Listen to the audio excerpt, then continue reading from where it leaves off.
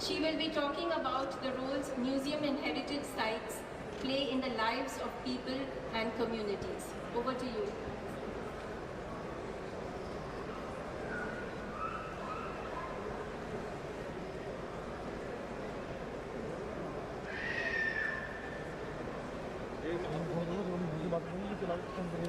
Thank you very much. A very good evening to all of you. I feel honored to deliver today's address at the 3 days International Museum Expo 2023. At the very onset, I would like to thank the Museum Division of the Ministry of Culture, Government of India, for initiating this wonderful event to come together to celebrate International Museum Day. Just like all of you present here, I'm eagerly anticipating the Museum Expo sessions that include panel discussions, workshops, featuring the case studies from all over the world. For several decades, museums have been powerful inspiration for our creativity, boosting our cultural diversity, helping regenerate local economies, attracting visitors and bringing revenues. There is also increasing evidence that they can contribute to social cohesion, civic engagement, health and well-being. The theme of the International Museum Day this year, Museum Sustainability and Well-being, is timely and relevant. In the years of the 21st century, the role of museums as drivers of the development started gaining a firm ground, getting the recognition for their role, which contributed to local economic development by supporting creative economy activities such as design and innovation.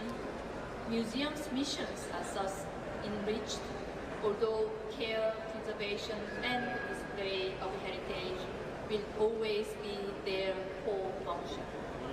However, today's museums are increasingly recognizing their role as agents of social and economic change, as they generate knowledge for and about society, but also as a place for social interaction and dialogue, and a source of creativity, as well as a source of individual and collective well-being.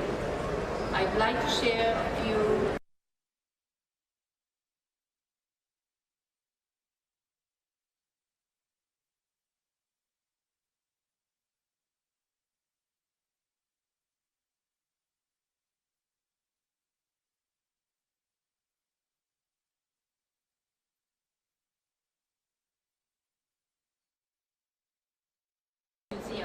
has partnered with the penitentiary authorities to lead workshops for criminal rehabilitation.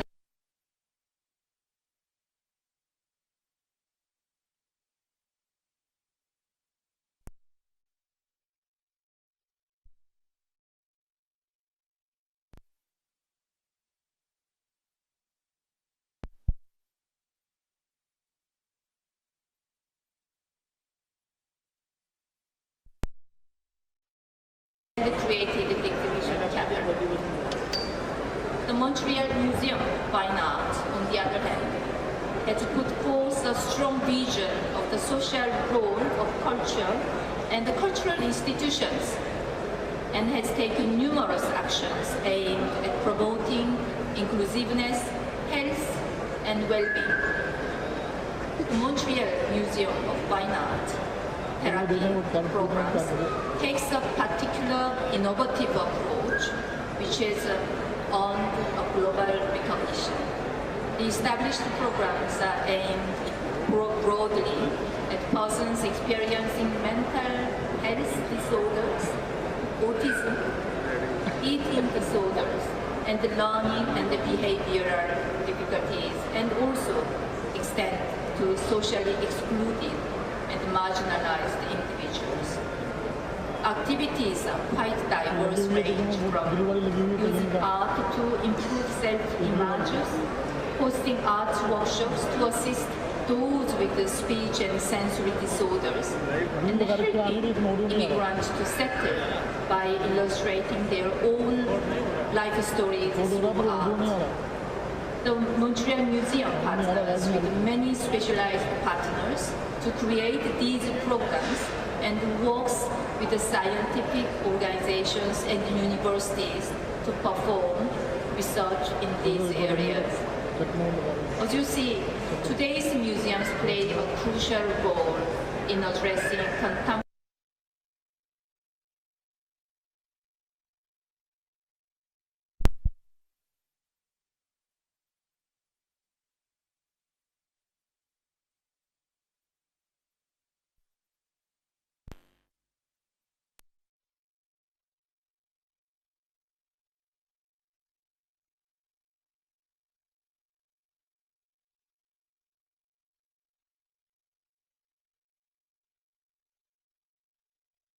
generational dialogue and the cultural diplomacy principles can be applied.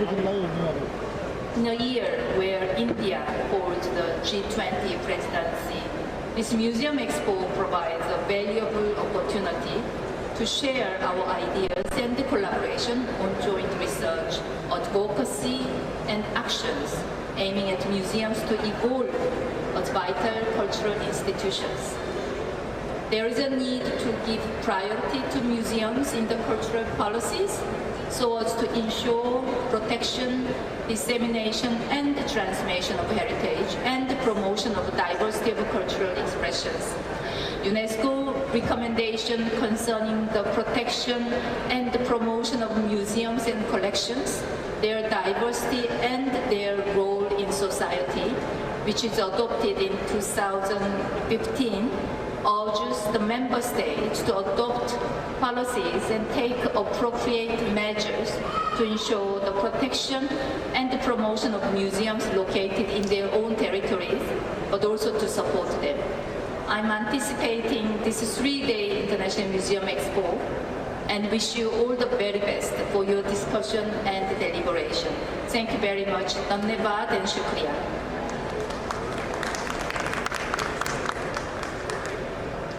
Thank you, Ms. Haynes. I would like to now invite Ms. Aditi Zacharias. Aditi heads the Kerala Museum as a director.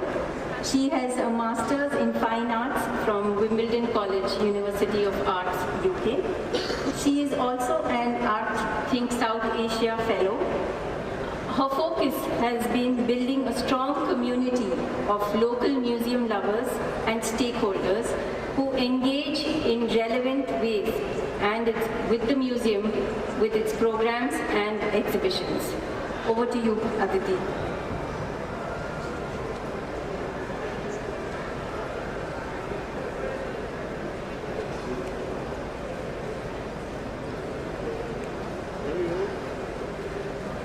Can we have the slides on?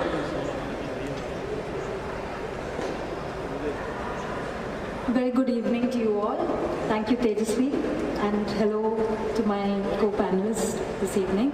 I'm going to get right to it since we have a very tight time deadline.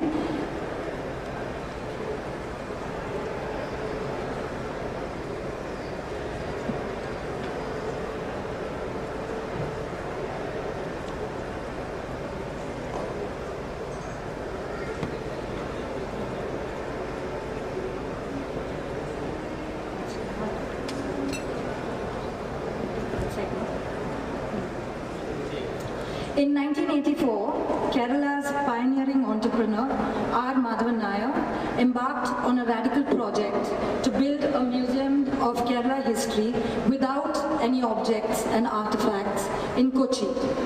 He curated a sound and light show to bring people to the museum and present history in a fun and engaging way to them.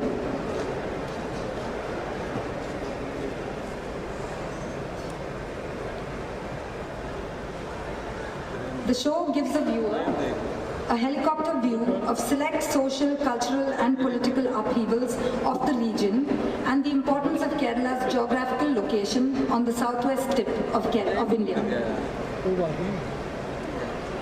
In 1992, a museum of Indian contemporary art was also added to the museum complex with a small collection of 200 artworks that span the past century. Created as a resource for students, the collection's story is told as a reflection of social and cultural political movements of the times. The first and only one of its kind in the 90s, the collection and later an art school with a library were accessed by art students from across the state. Believing that he must give back to the society that has given him so much, R. Madhavan Nair was attempting to engage audiences in new and exciting ways as far back as 1982, when he organized an exhibition of 60 quaint and unusual musical instruments at the Fine Arts Society of Kochi. That too in partnership with another organization where audiences could interact with the instruments and experience them up close. At the core of his efforts was his faith that knowledge of the arts makes better citizens, and we keep this vision at the center while we deliver value to our audiences today. Through workshops and visioning sessions, we have come to understand that museum experiences must allow for play and fun, so relaxation as well as learning. Similar to many of the museums on this panel, Museums for Life, we harness the power of storytelling to build capacity for our target audiences. A key step we took was to open up the spaces and the programming for a wide variety of programs. Through this, we have seen a leap in the number of participants and also the diversity. Toddlers to teenagers come in to take part in all our programs. Next. Although school trips are still the most common, there's an increase in the number of young families, parents and 2 children, for example, especially during the pandemic.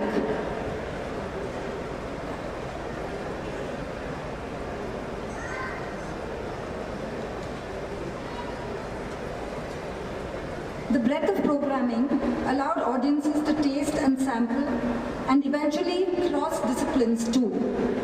Then we were able to introduce interdisciplinary programming. Geography and music, for instance, in Music for Shantiniketan, history and theatre in documentary theatre, and so on. The biggest takeaway for our audiences, for our regular growing audience community, is the sense of connection, whether it's a wiki editathon or a film screening. Opening up the programming brought also collaborations that bring important resources and current context.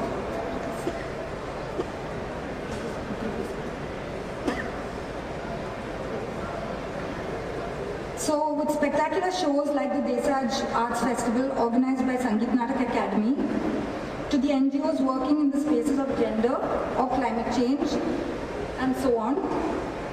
And at this point, we go back to the question, why would an individual set up a museum in the city of Kochi, a city of commerce and of changing demographics? We have gone from being outside the city limits in the 1980s when he set it up, to having a Kochi metro stop right outside our front door. The founder's dream, which was far ahead of its time to bring about social change through a space for the arts, is now being realized. And this only emphasizes the importance of having a vision for arts organizations and taking strategic and smart steps towards achieving it. Please. Being open and inclusive is as important in the realization of that vision too, to grow into the future that we want to be, to try to reach everyone. Survival is tough for private museums like ours, and staying relevant to our community is the real game changer.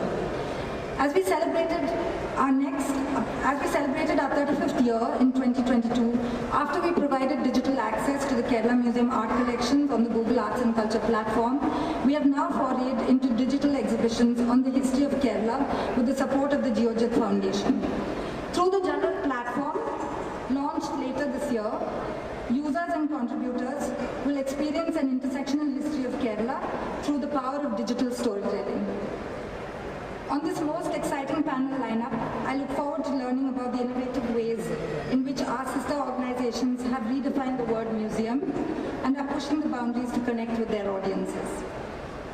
Preeti. Thank you.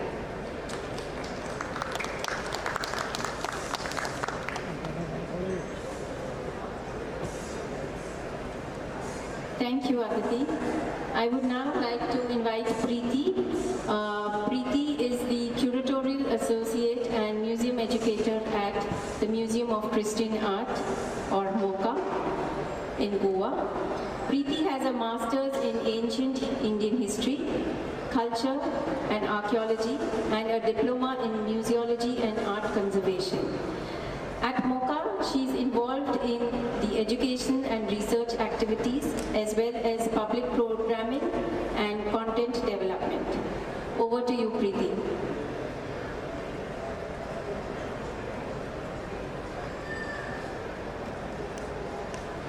Preeti will be talking about one of the 3 R's which are commonly known in the sustainability lingo. She's going to be talking about the adaptive reuse of built heritage with context of the MOCA building.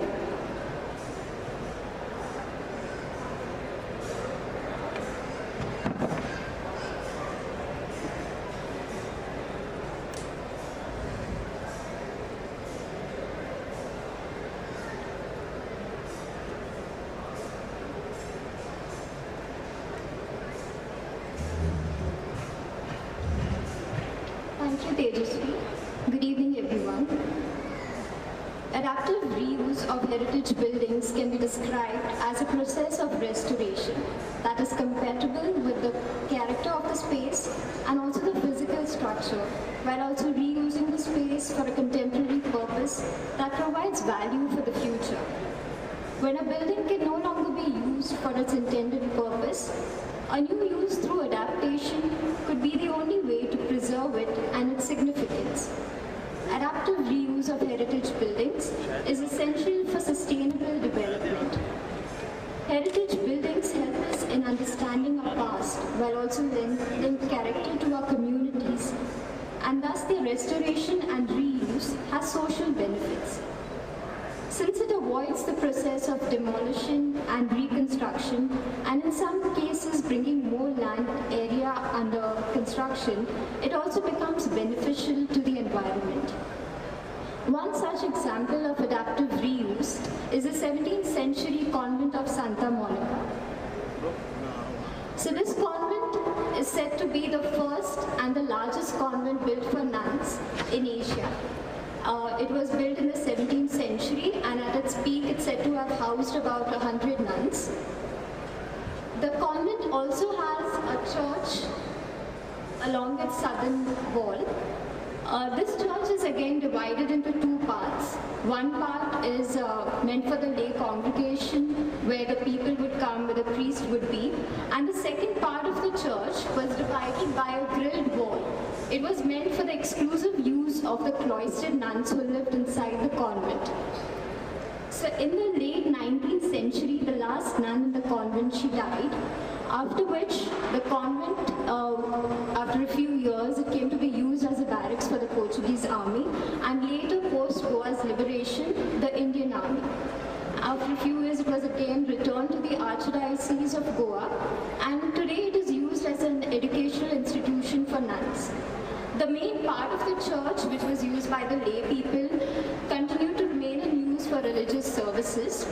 But the other part, which is called the choir area, where the nuns would participate in the mass form, that dilapidated due to no use of the space, because there were no nuns who were living inside. So the Museum of Christian Art was set up on the 23rd of January 1994 at the Seminary of Rashol, which is in South Goa. And in 2002, it was moved to the convent of Santa Monica to make it more accessible to people. Now when it moved to this space, while the structure of the building was there were a lot of internal works that had to be done to restore the building and also to make it more suitable for the museum and its requirements. Some of the works included the flooring, the roof works. Also, in order to accommodate the museum's collection, a mezzanine level was added. There was also a staircase was also built, which was a curved staircase in order to safeguard a doorway, which you can see over here in the second picture. So the doorway, it contained the niches of some of the nuns who lived in the convent. So in order to protect that, the staircase was built this way. However, given that it was a heritage building, it required constant maintenance and repairs, sometimes lack of which was adversely impacting the museum's collection as well as the functioning of the museum.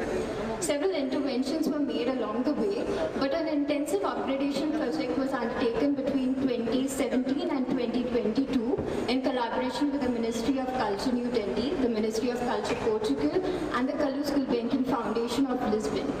Among the many works that were taken up during this project, one main work was the structural restoration of the building in which the museum is housed. The works included adding a false ceiling to the museum, which again addressed the issue of recurring leakages during the monsoon period.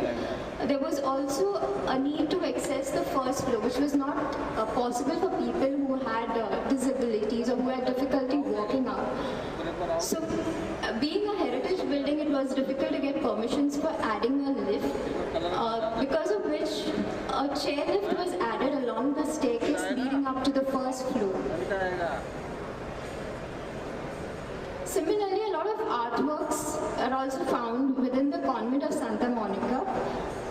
This one, the first, which you see around the doorway, that's a red and white mural, that's called Kavi, and it's an art form which is very popular. It is commonly found along the Konkan coast.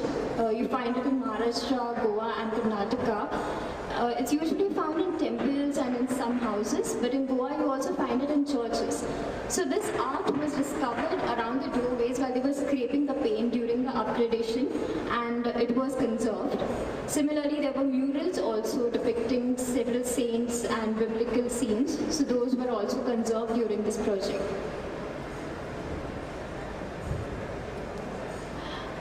A major thing that during the project, there were a lot of new interventions. There was also conservation and restoration that happened with regard to the building and the art therein. So something that it was easy to distinguish the two. It was because the newer interventions were in shades of grey, while the heritage structure was in white. So even if required in the future, these interventions are easily reversible.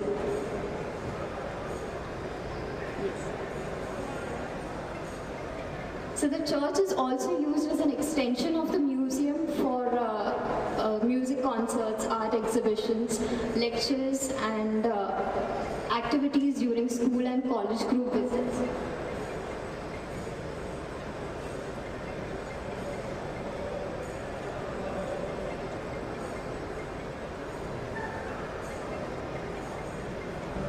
So the adaptive reuse of the 17th century Church of Santa Monica has been extremely sustainable, as it has made use of existing infrastructure while strengthening and refurbishing it up to a certain extent to suit the requirements of the museum. Adaptive reuse has also ensured the preservation of this heritage building and its historic value. The museum's collection also fits perfectly within the historical space, its purpose and the art therein, thereby enabling the visitors to understand better and engage with this unique art and architecture that they see in several churches around Goa. Thank you.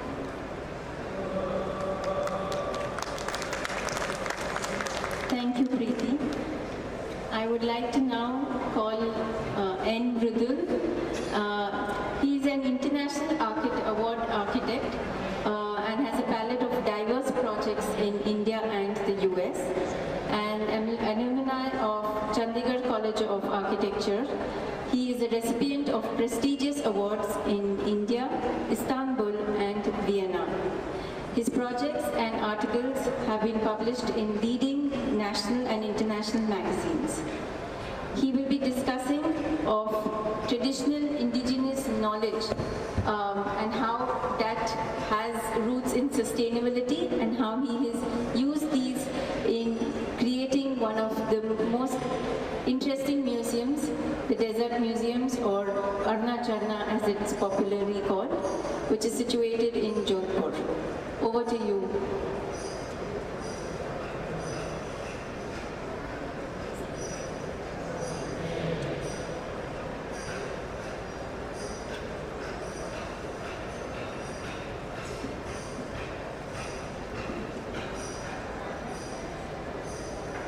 My thanks to Ministry of Culture and Mrs. Mukta Sinha for having me over here. Since the time is very limited, without much ado, I'll introduce this museum.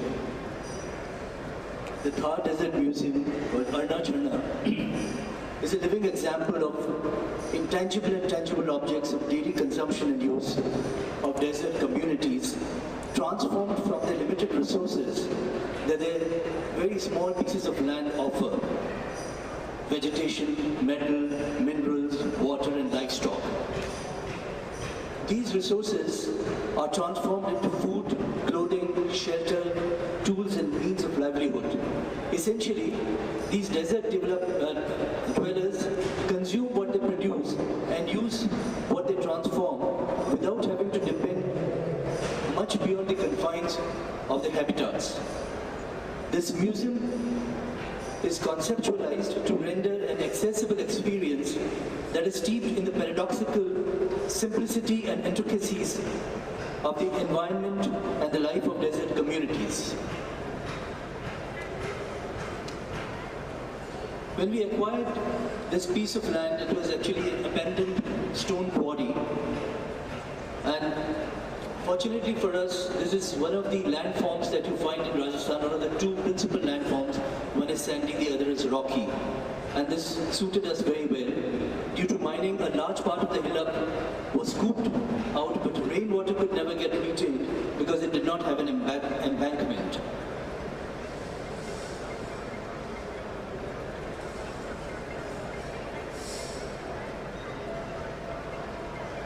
The barren hillock has been transformed into a microcosm of a desert biome. Through rainwater harvesting, the dug-up quarry was converted into a large lake. The site has been nurtured into a rich biodiversity of indigenous vegetation. For instance, Kher Kumbatia, which actually serves as the vegetable for the desert people, which also they have grains, grasses, and flora that can grow on desert terrain using minimum water. A landscape that is robust with life. With flora and water in place, the museum attracts the desert fauna, native wildlife, migratory birds, peacocks, reptiles, and occasional deer also. The entire site is designed to act as an ecological dome for an array of desert flora and fauna. The built form of the museum is inspired by local, rural, and indigenous architecture and aesthetic sensibilities.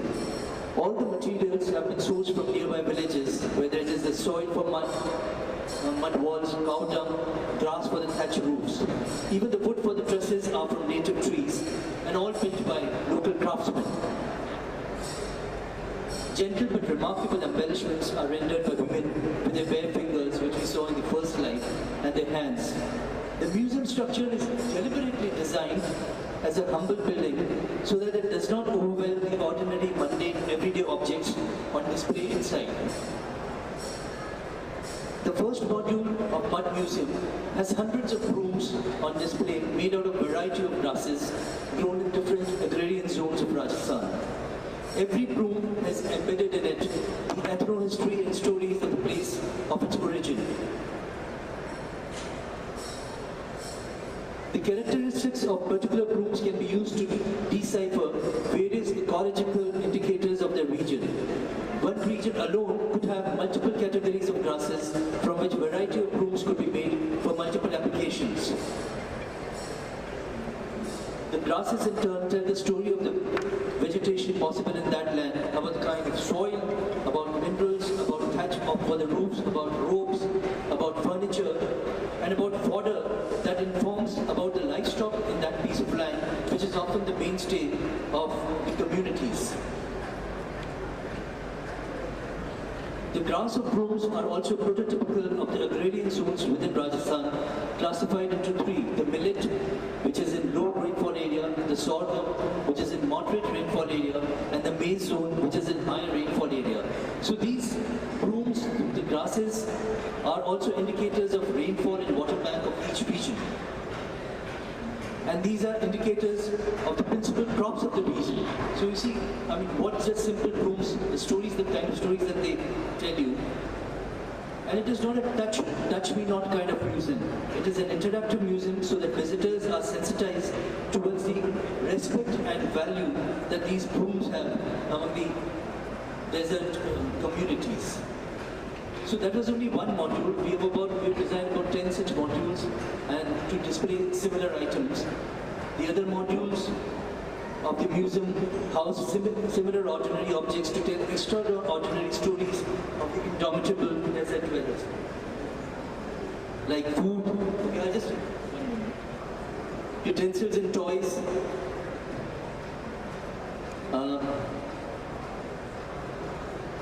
arts and crafts like Kathputli, which is very typical to the desert communities.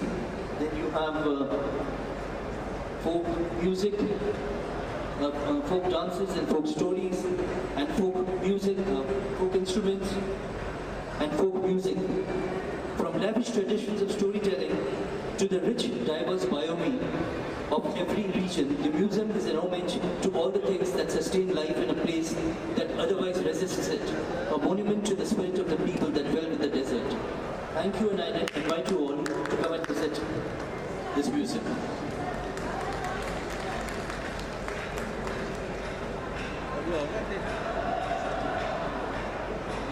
We will take your questions at the end. Thank you. I would like to now invite Sharath Namya. He is the director of the Dakshin Chitra Museum, Chennai, and he coordinates and oversees all the education programs, events, exhibitions with various teams across. He also manages the students and the art faculty of the arts and museum management courses which are run by the institute. He will be talking about making exhibitions sustainable and inclusive. Over to you, Sharath.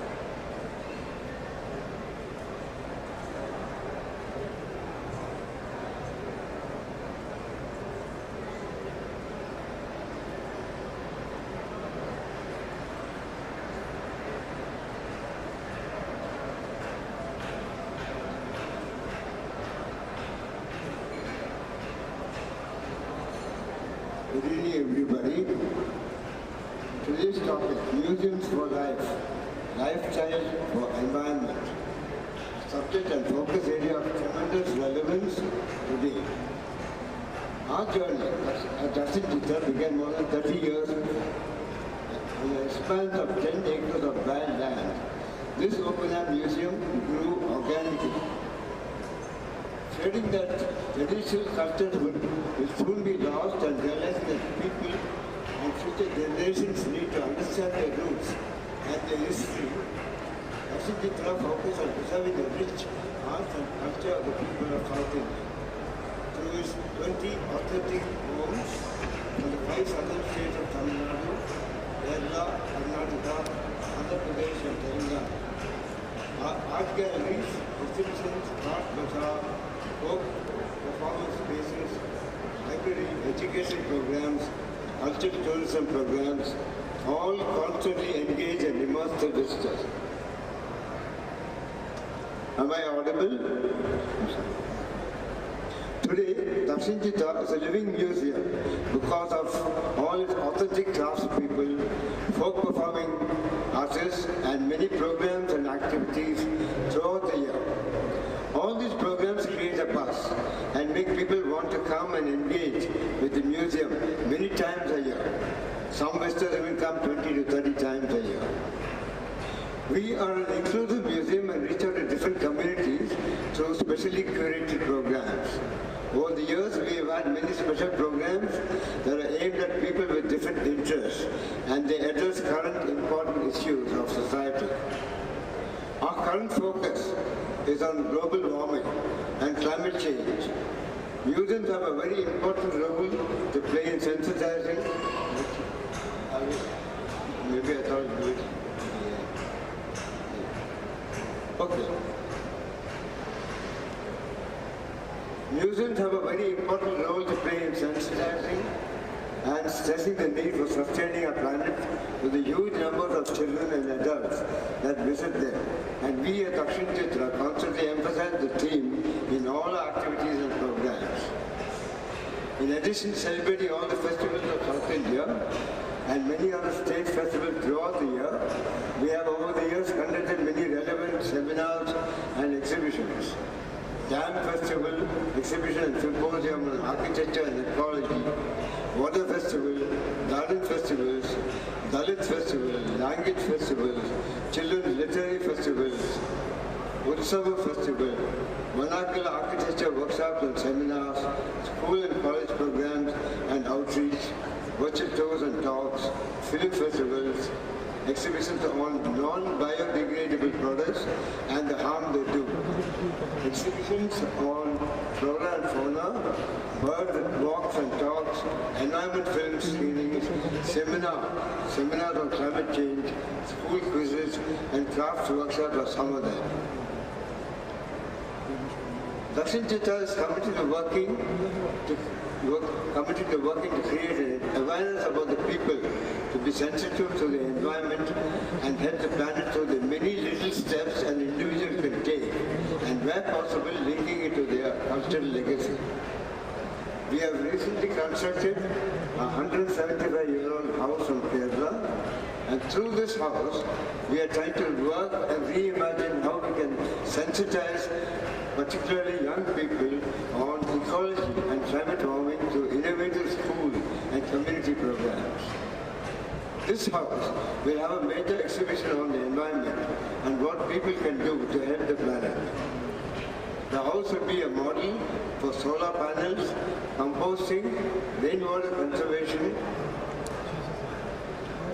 treatment of rainwater,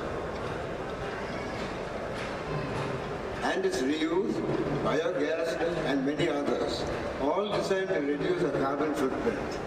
The 3 R's will be emphasized strongly: reduce, reuse, and recycle. This house will seek to make climate change very real and understandable to people, and will also give them the tools and knowledge to make their homes and lifestyles more sustainable and climate friendly. We have just begun reconstructing a 200-year-old ancestral house on Cool. And this house will also be focusing upon climate change and sustainability. The Keralans and the Kodavas traditionally lived in very close harmony with nature. And this house will bring out these 2 aspects. Those who cannot remember the past are condemned to repeat it.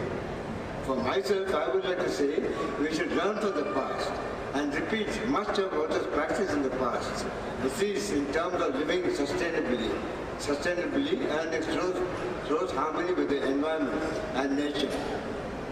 Gandhiji's words haunt my every waking moment these days. There is enough for mankind's needs, but not enough for mankind's greed. What we see today is the result of man's greed. Today, it is time that each one of us begins to walk the talk and take immediate steps to reduce our carbon footprint. Thank you.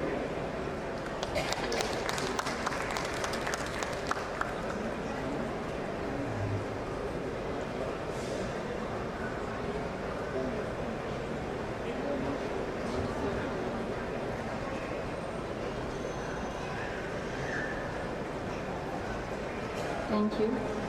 I would now like to invite Anjali. Anjali is a heritage and museum professional, and her practice focuses deeply on connecting and creating dialogues with communities.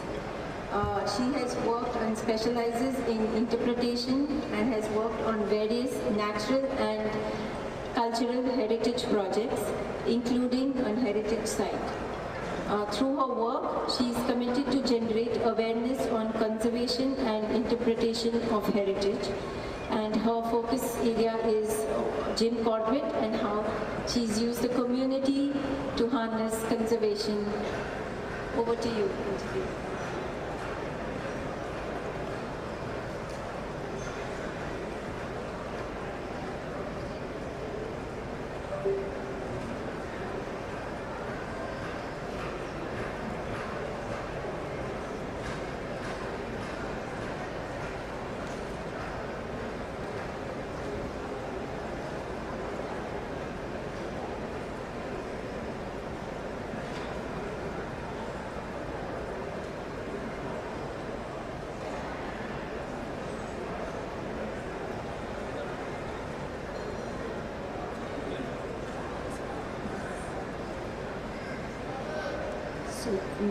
सुबह से अभी शाम तक I am sure आप सब लोग काफ़ी थक चुके होंगे, तो मैं एक फॉर्मल प्रेजेंटेशन नहीं दूंगी और एक कहानी सुनाऊंगी आपको। एक मकान की कहानी है।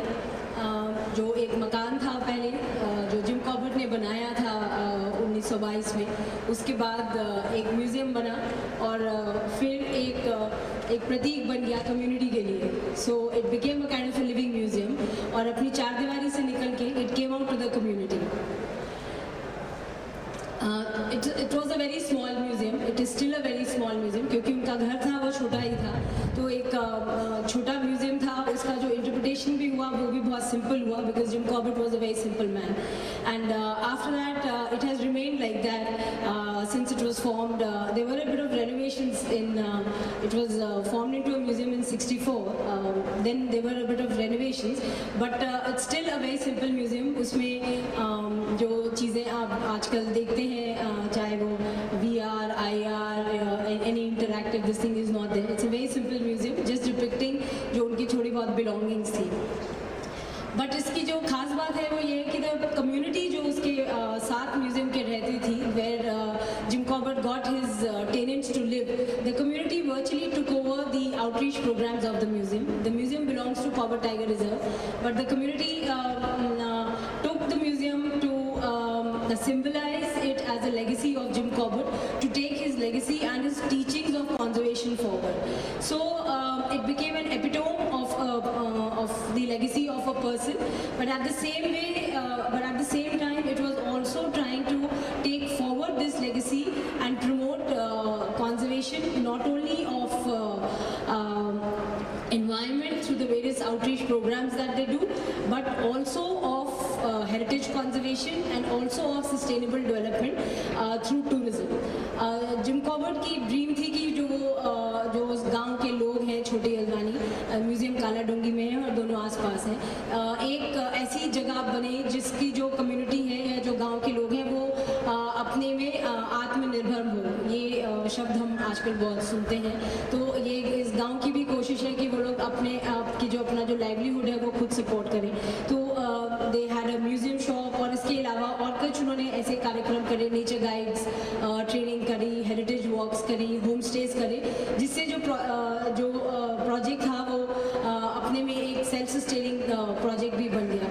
अलॉन्ग विद दैट जो वहाँ की हेरिटेज थी जो जिम कॉर्बेट ने बनाए हुए थे, उस सब की लेगेसी को वो उन हेरिटेज की जो बिल्डिंग्स थी उनको उन्होंने कंजर्व भी करा। So the beauty of the project is that it is completely community led and it is taken forward by the community, and in a way it just took the museum, as I said, out into the village through various things which were done by interpretation by the students or by the natives of the village. In the process it became very inclusive. Also women, children, everybody from the community got involved with the museum. So Jim Corbett was known for killing man-eaters, so his guns obviously has a very important role to play, which also are internationally recognized. So the gun which he is, one of his gun is in England, one of his guns is also at the village.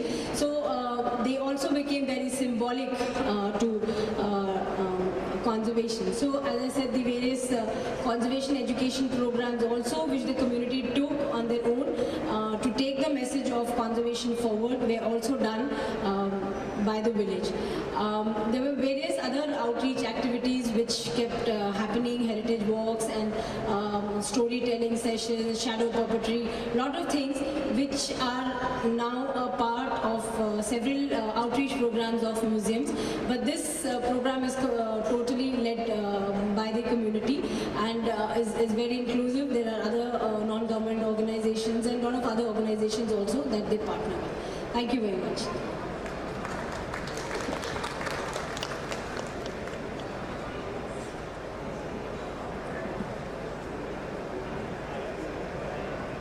Hello. Hello. Okay. हाँ. काम कर रहा हूँ बेटे. Hi. I am going to talk about IMAC, which is an initiative started by Ririti Foundation, the organization which I run. We basically work in three main areas, which is understanding and engaging with the museums better to how to kind of increase their social impact. Second is capacity building for the museum sector, and third is education. This is one of the initiatives which we started last year. This came out of a collaboration with Culture Declares Emergency in UK.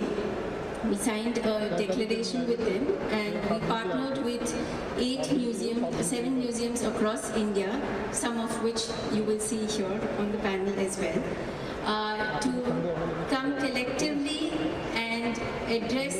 This was a pilot project, so the main focus areas were to create awareness, create a network among ourselves for sharing practices and knowledge, and also at the end of the year to come out with one tangible impact for the larger museum sector. Our approach was that the collections of the museum, which is their strength, is through that we can enhance or we can talk about climate change. So creating awareness and talking about sustainability and climate change through the museum's collections and their histories. Also conduct quarterly workshops for the partner museums to help them in their operations and reduce their carbon footprints, and also to provide other museums with tools to measure their waste, whether it's their general waste or e-waste. For the creating awareness, we had a series called Eco Lens and looking at the collections through that Eco Lens. And these are some of the ways which the partner museums have engaged with their community and the larger community on social media, which also in the process of creating these simple posts, there was awareness and knowledge also for the staff. So this was a very interesting way of engaging the staff and increasing their knowledge versus giving them like literature to read upon. This was an interesting way to connect with their collections and know about their histories of the collections with the eco-lens perspective. Along with that, museums like the Indian Music Experience also had a bird song exhibition which looking at bird songs and the birds, not just from the ecology point of view, but also from the culture point of view. So that was a nice amalgamation of the arts and culture with ecology. With regards to increasing capacity, we had 3 workshops so far in the year. The first one was on eco-lens, which then translated into the series which ran throughout the year, where each partner museums would post at every regular intervals. The second one was on waste management, looking at different aspects of waste generated within the organizations and the museums. And the third one was on electronic waste, which is another key and major waste area which we often don't know how to deal with. Some of the initiatives which the museums have taken post this is, for example, Museo Camera was already doing waste segregation, but it wasn't done 100% 100%. There were a lot of times where, the waste was kind of mixed up. So post this, they had regular workshops and regular sessions for their staff, which helped them kind of reach their 100% waste segregation. The artificial lakes and ponds which were created within Dakshin Chitra, and also Arnachana and Indian Music Experience also had some other interesting ways of reducing their waste and looking at sustainable methods. We also have come out with a handbook, which I had said the last point, which was a tangible impact for the larger museum sector. So we have come up with a handbook for the larger museum sector, which we will be releasing early next month. So please do look out for it. It looks at sustainable ways which the museums can operate, not just in their operations, but in their exhibitions and programming as well. This handbook was developed in consultation with Urban Morph, which is an organization which works with waste management in Bangalore. And I invite other museum professionals and museums who are interested in partnering and coming on this journey to become a part of the solution. It is said that right now we are creating 2 billion, I forget the numbers, but we're creating 2 billion kgs of waste. By the year of 2040, we will be reaching 3.5. So what is it that we want to choose to be? The part of the solution or part of the problem? So I invite all of you to join us. This year also we will be partnering with 14 more museums. So whoever wants to sign up, please contact us and we will help you join this. Thank you. Our last panel speaker for today is Mr. Ajay. He is a senior partner at a leading law firm in India, and after being deeply influenced by what was happening with the planet, Ajay decided to focus on his attention on sustainability and climate change. To that, he co-founded the Bangalore Creative Circus and the Initiative for Climate Change, both working towards building ecosystems for the climate action. He will be talking about India's first Museum of Sustainability. Over to you, Ajay.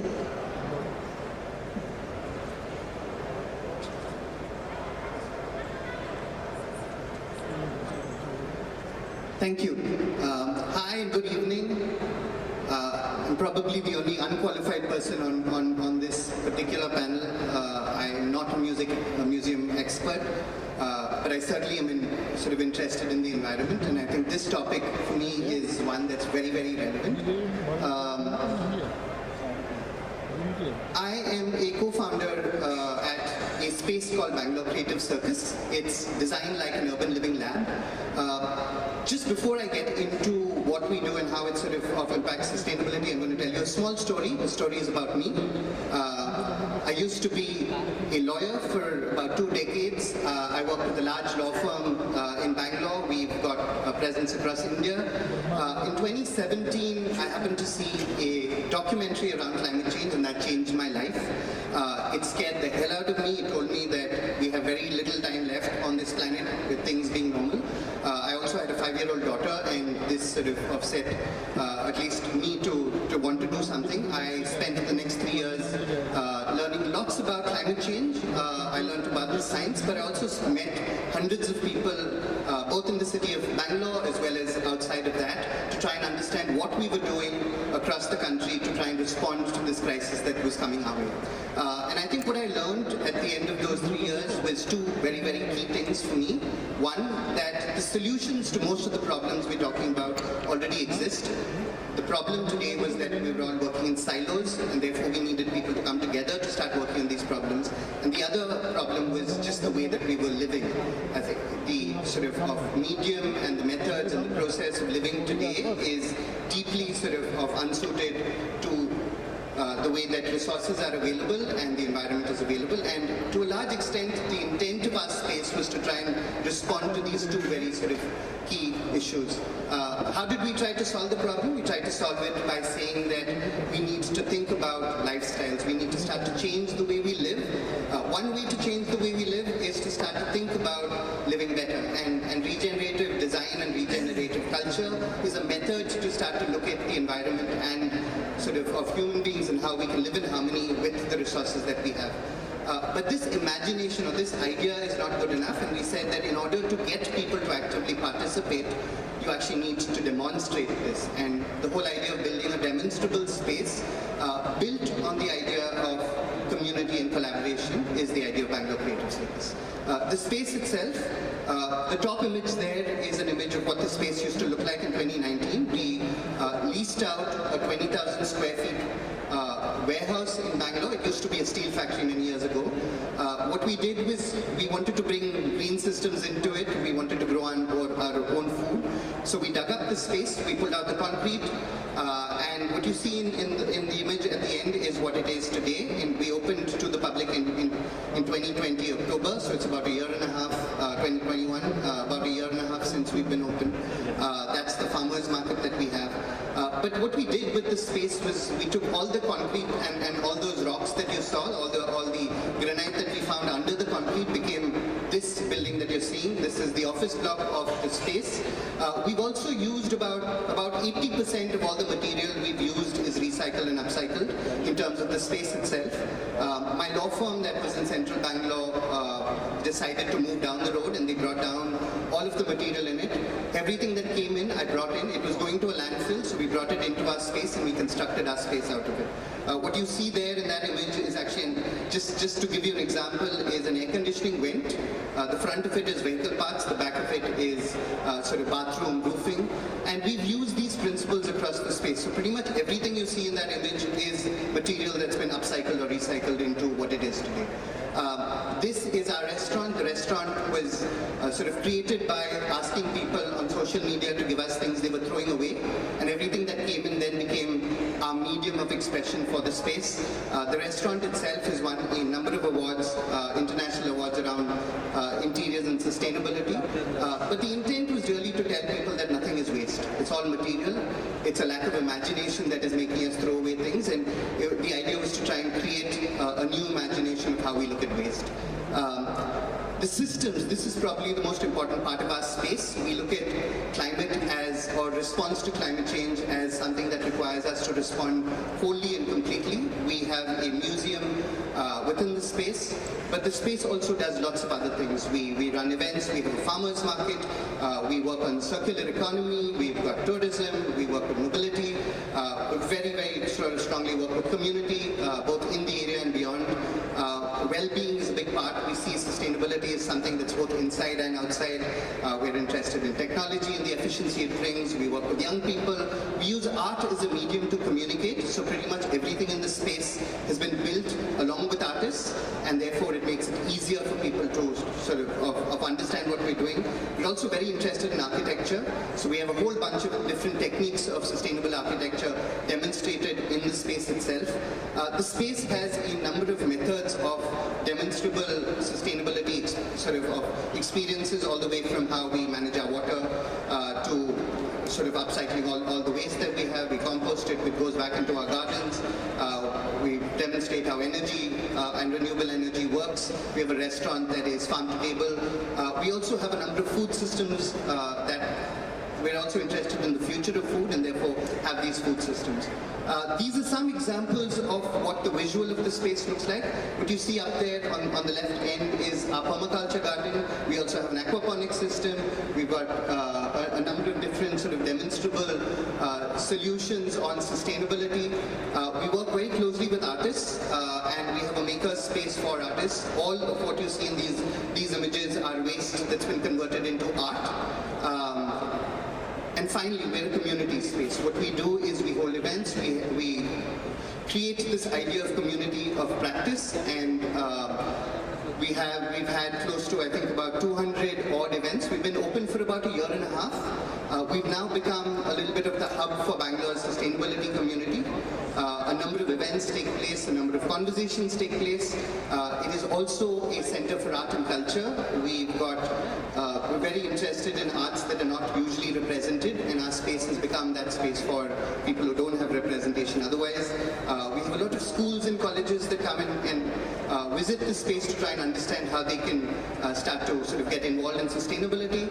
And finally, I think what we've become is a community center for a very, very ambitious project around developing cities or the future of Indian cities. We've taken a ward in Bangalore that has about 50,000 people, and we're trying to demonstrate how, in a period of 3 years, the future of Bangalore could look like through a whole systems design. So we've got energy, water, waste, justice, all of these different systems working together.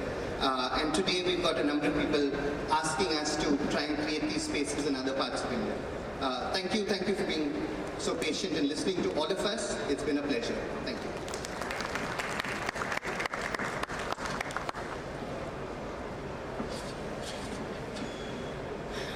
Thank you. Thank you to the panelists. We had one question. We don't have much time, but there was one. No? Okay. Okay. We do have questions. I have questions for them, but in the interest of time and the next session, already people are here. So once again, thank you to the panelists and to all of you. And before we leave, can we just, individuals and communities can impact our environment and our society and the way we live and behave. So before we leave, can we just, before we leave for the day, or we can mull over it, one small change which we can implement in our own museums as an institution and as an individual, one thing which you can implement towards being part of the solution for the environment and the climate crisis which we all are going through. Have a lovely evening. Thank you.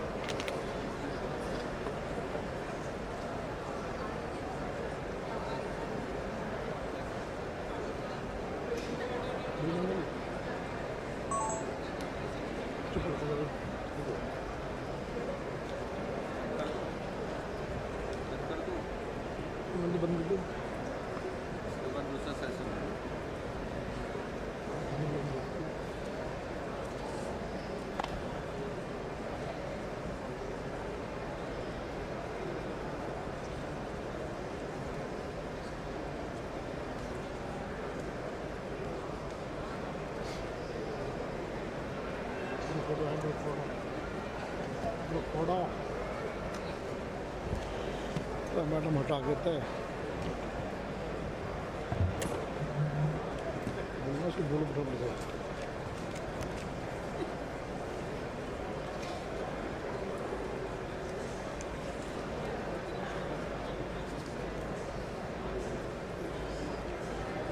Excuse me.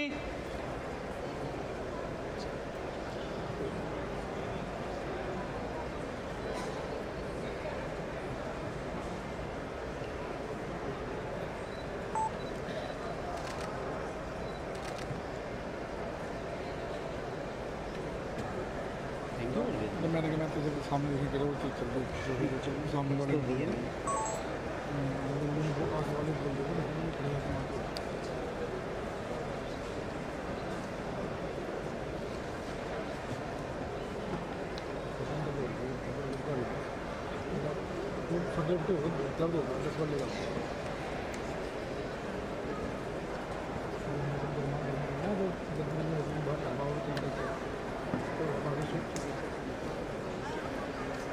Alright everybody, I know it's been a very long day, but this is the final session and it promises to be a very exciting one. I would like to welcome Shrey Mishra and Anshul Agarwal, who are hosting a masterclass on gaming on museums, which is incredibly interesting. They have an organization called XR Central that does museums,